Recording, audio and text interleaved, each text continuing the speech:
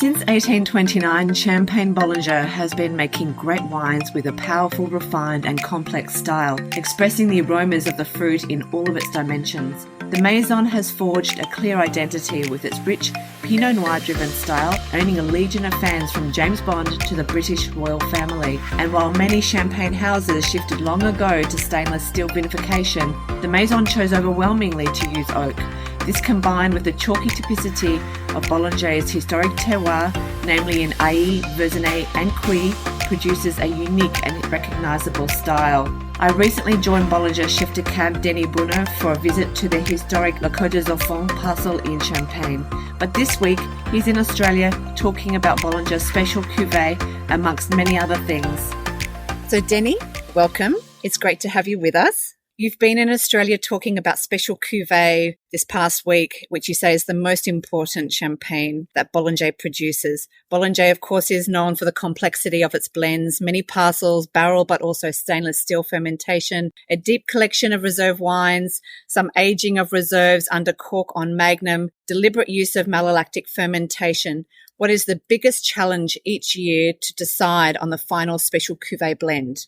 Hi, Sarah. I'm very happy to be with you. And it's my first time in Australia, actually. And I enjoy very much the country. It's beautiful. It's vineyard, it's city. So very happy to be with you tonight. So to answer your question, yes, definitely Special Cuvée is the most important blend for Bollinger and probably the most difficult non-vintage wine to achieve at Bollinger. And regarding your question, for me, the biggest challenge is to achieve the Bollinger taste each single year with climate that is changing from one year to another and even more in the context of climate change. For that, we have the 5 pillars that are really the guardian of the style, of the Bollinger taste. And they were put in place more than 100 years ago because the first blend was created in 1911 for the UK market, actually. And I know that Australia has a big connection with UK. And those 5 pillars are giving really a unique taste. And everything you mentioned, the barrel fermentation, the use of reserve magnums, the fact that we have a big vineyard that allows us to control perfectly the maturation process of the grapes. Every pillar are really part of the Bollinger style since the beginning. So that's probably the most difficult part of my job is really to achieve this taste. And for that, we have the 5 pillars again, and we are very proud of them. It creates a unique champagne. The question of the blend is really quite interesting at the moment. There's a lot of discussion around that. It's an era of the mono-terroir. We're celebrating more and more single parcel champagnes. They're increasingly talked about as being more expressive of terroir. And so I'm wondering, what is your personal opinion of how you keep that expression of terroir in such a complex blend? It's a good question. I think for me, terroir, it's first a question of identity.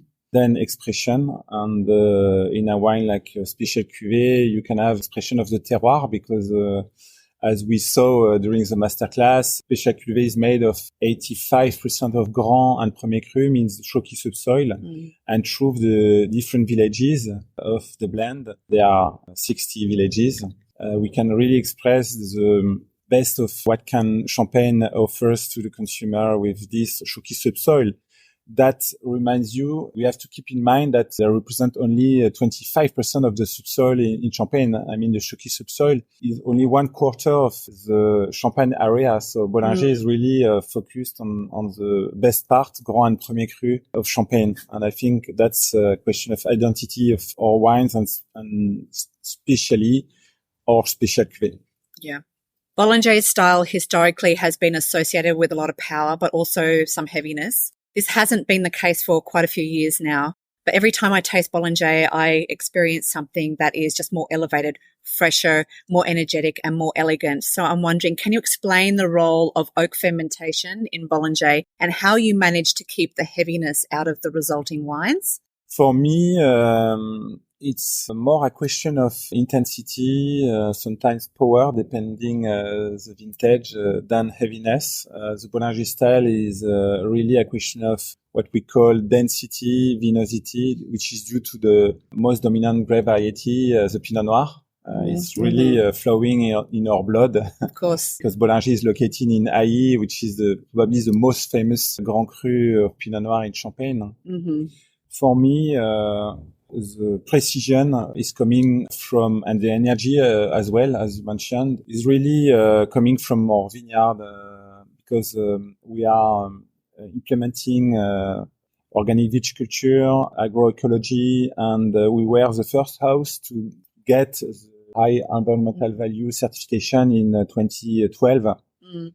And on top of that, we are herbicide-free since almost 8 years. Mm. So as a result, I think we have more and more energy and precision in our wines from the viticulture side. And then from the winemaking side, thanks to all the research we do on the Bollinger taste and the winemaking and the barrel fermentation, I think we manage more and more precisely the oxygen. And that's why maybe the Bollinger style is even more consistent and concentrated compared to the past. And then I think the vinosity, the density is also a question of managing the ripeness of the berries. So everything is important in the Bollinger vinification, starting from the vineyard and finishing with the Bollinger vinification and the maturation on the lees for minimum 3 years for special cuvée. So definitely, probably less heaviness, but more concentration, precision, energy. There's a difference in and the intensity. definition. Yeah, Yes. Intensity and concentration. That's really important. Earlier this year, you took over from your long-standing predecessor, Gilles Descottes, who unfortunately passed away. You've been with Bollinger for around a decade as Gilles' second in charge. But before that, you had a very technical background working for the CIVC in sustainable viticulture. And today you're in Australia looking even further into that and undertaking some personal research around climate change with the AWRI. So what specific things are you looking to improve at Bollinger? I think in the future, we will have to adapt more and more to the new context of climate change. And if we want to preserve the Bollinger style and to defend this unique taste and the Pinot Noir, the actual grape variety in Champagne, we have to build a more resilient vineyard. Mm-hmm. This is key. And when we talk about the climate change, most of the people are focusing on the global warming. But actually, I think that the most important topic in a very close future will be the availability of the water. Water is life. Water is something that the plant needs, that the soil needs, that the microorganisms the soil needs. Biodiversity is linked to water.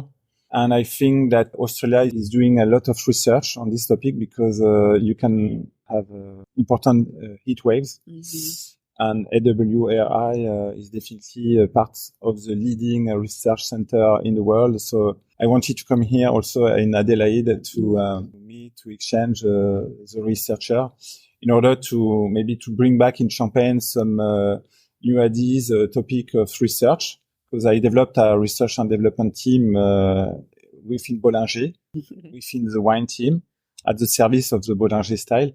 But I am also, as you mentioned, I was part of the interprofession during 10 years. Yes. And now part of the technical committee, which are a gathering of different cellar masters inside the CIVC and leading the innovation. So it's important for me to bring back maybe new subject or new ideas for Bollinger, but also for the Champagne region.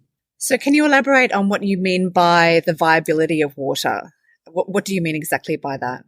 For me, we have, I checked all the data, the weather data for 1 century ago, and we noticed that it can vary from 1 year to another, but in general, in average, we have the same amount of water, around 700 millimeters per year, but the distribution is quite different nowadays compared to the past. Mm-hmm.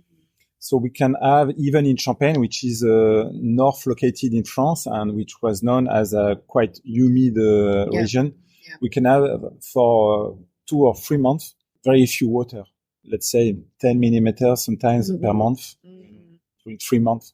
So it's a very tiny amount of water, and it could provoke a very severe hydric stress. And stress is good, but when it's well managed, and we cannot irrigate. So we have to find another solution for the vineyard to adapt to hydric stress. So by covering the soil, managing the canopy.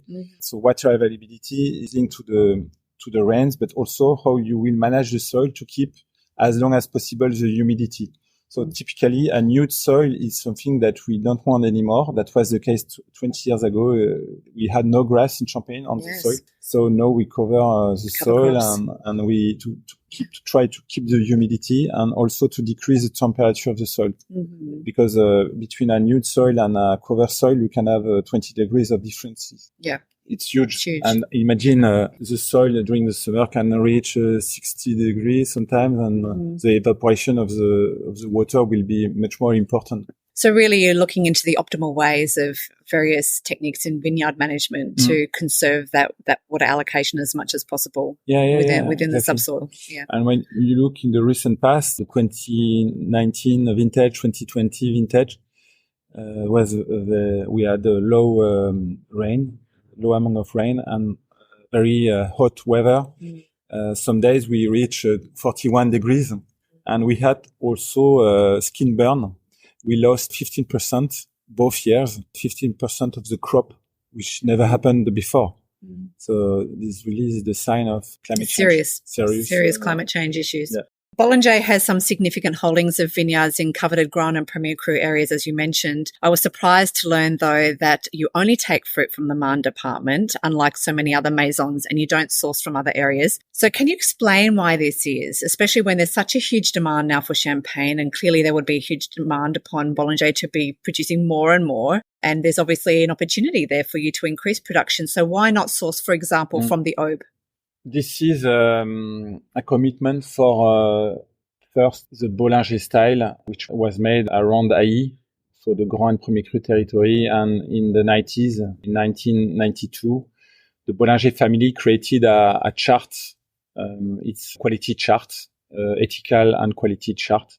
It is unique in Champagne, and inside this chart you have the Bollinger rules, and part of it, you have the provenance of the grapes. And so we decided at this time to supply only from mostly chalky subsoil.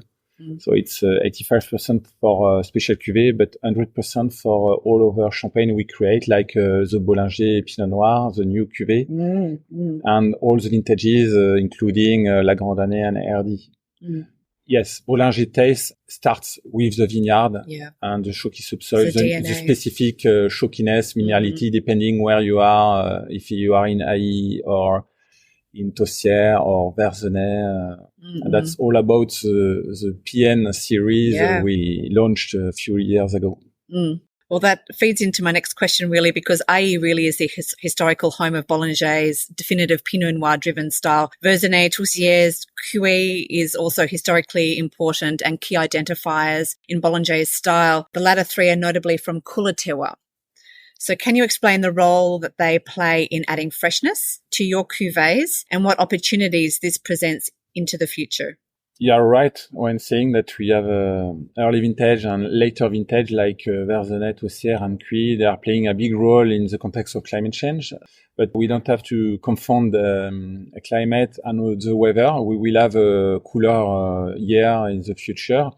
So for the cooler year, we have more early cru like He, like Bouzy.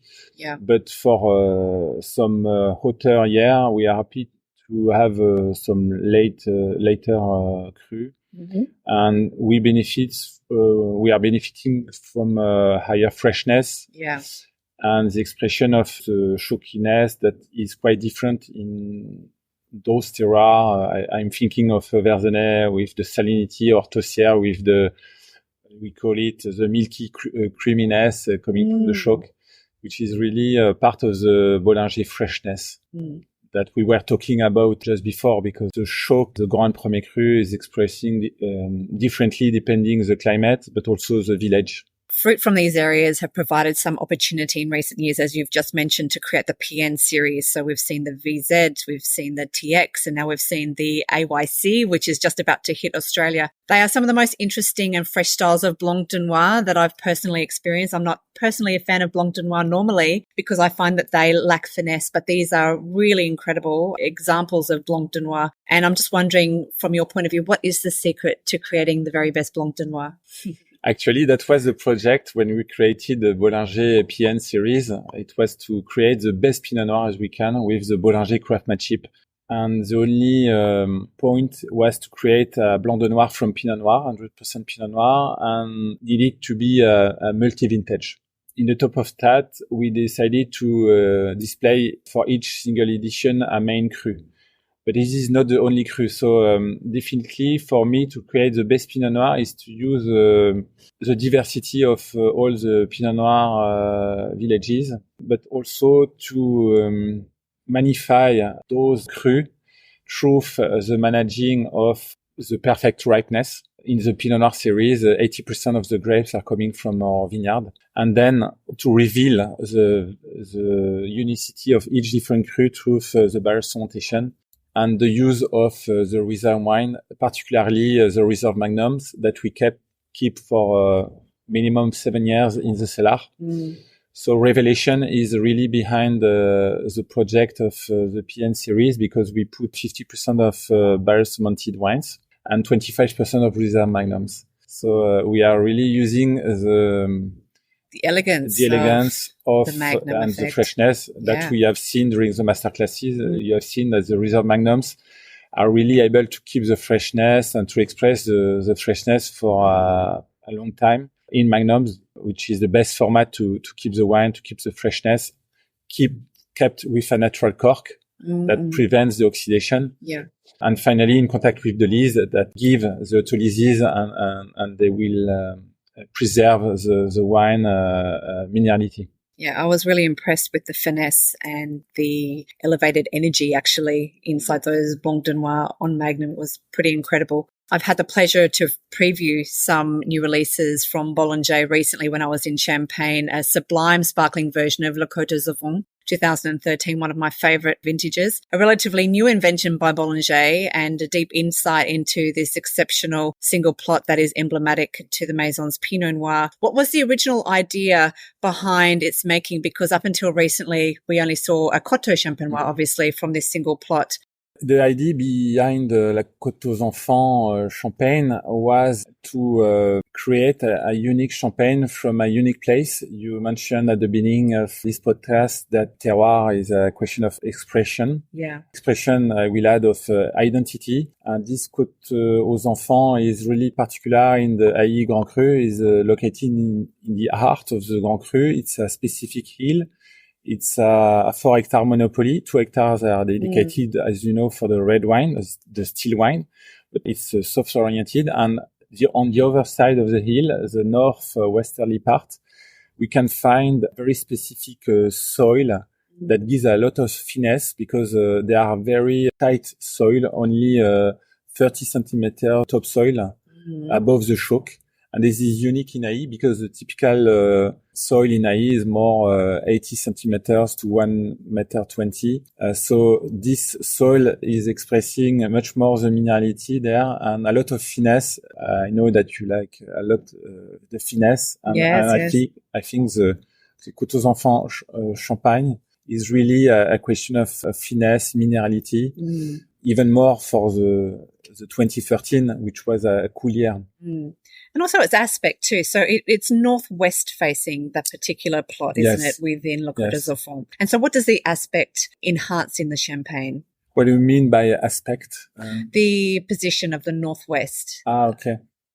Yeah, in Hailly, it's very particular because we have mainly south or southeast exposition and very few northwest exposition.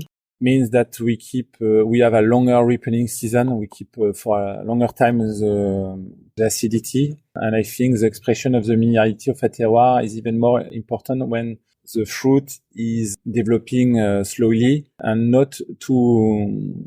when it is not too concentrated.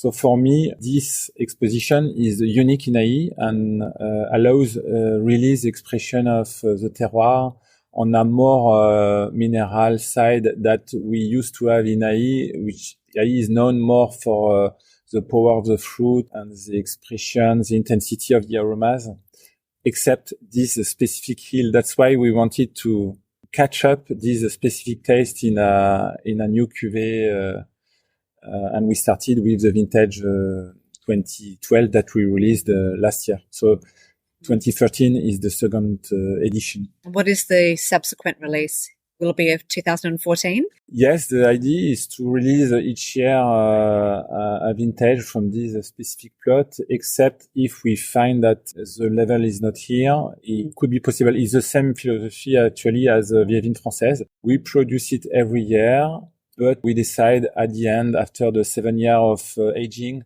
actually it's 10 years for the Côtes aux Enfants Champagne. Mm-hmm. We decide at the end if we are going to release it or not. So I have no doubt that 14, 15 will be the next vintage. So can I just ask then, if it doesn't meet your expectations after 10 years, what do you do with the resulting champagne? Does it get just mixed into the blend? Yes, typically what we do is that we are going to use those wines in the blend of the non-vintage. Yeah, okay. Because this is a common practice in Champagne. They are considered as a reserve wine when they don't reach, I think, the level to be a vintage. Then we can use them. But otherwise, we can keep them in the cellar because it's very few bottles for like Côtes aux Enfants Champagne. Like VVF, the one that we didn't release, like 01 or 11, we still have them in the cellar. We decided to keep them in the wine library just to follow those. Just to see how it ages, you mean? So probably, typically, we have two options to integrate them if we think the non-vintage are going to benefit from this wine, or just to keep them in the cellar, in the wine library. Okay. Interesting and difficult decision. Yeah, exactly. It's been really exciting to see all of these one-off releases coming out of Bollinger, the PN series, but also the B13, which I thought was absolutely incredible. Are we going to be seeing a continuation of these special one-off releases from Bollinger? Yes, because we decided with Gilles Descotes, the previous cellar master, that we wanted to push further the innovation around the taste, around the Pinot Noir. That's why B13 was created. B13 is a specific blend of one single vintage with 5 different crus, but only Pinot Noir. So that was the start of the idea to create only Pinot Noir before PN series was created. So with the PN series now we have an approach with a main village that can change from 1 year to another. We started with VZ 15, VZ 16, then we had TX, means Tossière, and then as you mentioned AI with AYC. And this is the main village approach for the Pinot Noir, and we are going to explore the different village expression. We have the Côtes aux Enfants Champagne, which is a plot approach, and finally the pinnacle is Vieilles Vignes Françaises, which is also a 100% Pinot Noir ungrafted plot. Yeah. And it's a clos, so located in AI. Yes. It's very specific. So the village approach, the plot approach, the clos approach will go on will continue. And for some very particular vintages, we are going to continue the limited edition like B13, like the by Bollinger 2003. We are going to have a new limited edition in the future, but not necessary 100% Pinot Noir. So B13 was quite exceptional regarding this concept. And it was really, I think, with also the vintage 11, because 2011 was also a limited edition. There were the start of the exploration of the Pinot Noir taste. Yeah.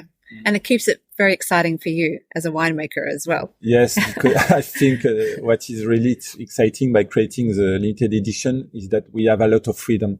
We started this podcast talking about special cuvée. Special cuvée has a lot of rules of elaboration with the quality chart we have created for this wine. But the vintages, and It's a limited edition. We have much more freedom to create something different and to explore something different regarding the Bollinger taste. Well, I'm looking forward to seeing what comes, Denis. So it's been an absolutely fascinating insight into the incredible Bollinger Maison and the triumphant style that you master between power and complexity, but also freshness. So thank you so much for your time. I really appreciate it. And I wish you all the very best for harvest. Thank you, Sarah. And I was really happy to exchange with you during the masterclass, during this podcast. And hope we will have more occasion to exchange in Australia or France. So I'm waiting you in Haï to Champagne Bollinger. And thank you for your welcome in Australia. My pleasure. Thank you. Merci. See you soon. Vine & Bubble is a boutique and independent information source dedicated exclusively to telling the real story of Champagne. It was launched by me, Sarah Underdown, in November 2018, after almost a decade of working in the champagne industry as a recognised writer, educator and presenter. Vine & Bubble brings together a network of Australian wine journalists, sommeliers, educators and industry representatives as regular contributors. As a team of champagne lovers and communicators, we are thrilled to share our united passion with wine-loving audiences. To read more about champagne, to subscribe to events in Australia and learn more about opportunities to join us for experiences in Champagne, visit vineandbubble.com and register your details.